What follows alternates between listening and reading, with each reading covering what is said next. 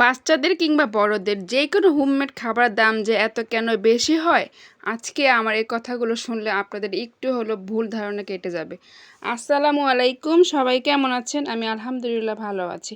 আজকে আমি একটা বাচ্চাদের হোমমেড ফুড হচ্ছে সেরিল্যাক্স করে দেখাবো। এখানে আপনারা যে উপকরণগুলো দেখতে পাবেন তার থেকে বেশি এবং নিতে পারবেন, কমও নিতে পারবেন।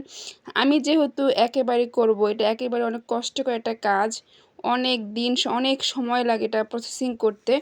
তার জন্য আজকে আমি এখানে দেখেন 1 কেজি গম নিয়েছি, 1 কেজি ভুট্টা নিয়েছি। এখানে হচ্ছে যে বড় ভুট্টা পাইনি বা ভালো পাইনি, তার জন্য ছোট ভুট্টাটা ওর আব্বু নিয়ে আসছে। এটাকে আনার পর ভালোভাবে মানে পরিষ্কার করা লাগছে, তারপর হচ্ছে বাছতে হয়েছে।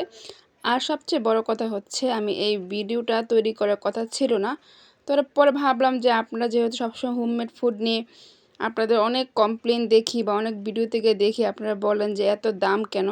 তো আজকে দেখেন প্রত্যেকটা আইটেম কিন্তু আলাদা আলাদাভাবে ধোয়া লাগে, একদম পরিষ্কার করে ধুতে হয়, তারপরে দেন পানি ঝরাইতে হয়, তারপর এই পানিটা একদম 100% ফ্যানের বাতাসে হোক বা রৌদ্রের বাতাসে হোক শুকাতে হয়। আর আমি যেহেতু আগেই বলেছি ভিডিও করার প্ল্যানিং ছিল না, তার জন্য কিন্তু ওই যে ভুট্টা, গম ওটা কীভাবে পরিষ্কার করেছি বা কীভাবে ধুয়েছি সেটা কিন্তু দেখানো হয়নি। পরে ভাবলাম, আর এই দেখতে পাচ্ছেন এটা হচ্ছে আতপ চাল। আতপ চাল কিন্তু আর বেশি ভালো হয় পোলার চাল থেকে। যদি আতপ চালের না থাকে তাহলে কিন্তু পোলার চাল দিবেন, কিন্তু হ্যাঁ, আতপ চাল যদি আপনি 2 পট দেন সেক্ষেত্রে পোলার চাল কিন্তু 1 পট হবে।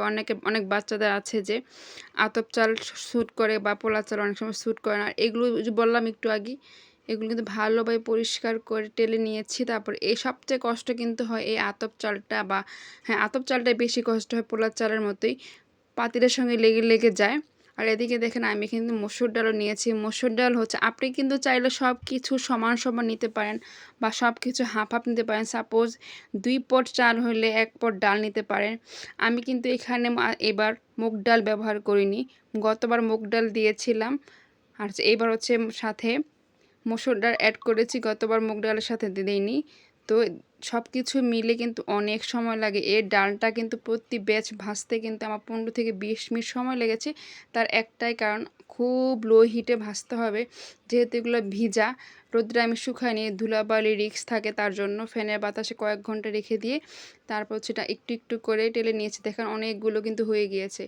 তো তারপরে মেলে নিয়ে গিয়েছে, আর মেল থেকে ভাঙানোর পর এই দেখুন একদম ঝরঝর হয়েছে। যদি আপনার ডালটা ভালোভাবে ভাজা না হতো তাহলে কিন্তু আপনার এটা দলা পাকানো থাকতো। সাপোজ ওই যে আমরা পিঠা খাই, চিতই পিঠা খাই, যেরকম চাল ভাঙানো আসার পরে মোট করলে একসাথে এক মুঠো হয়ে যায়, সেরকম হতো। আর এটা কিন্তু একেবারে এরকম হয়নি।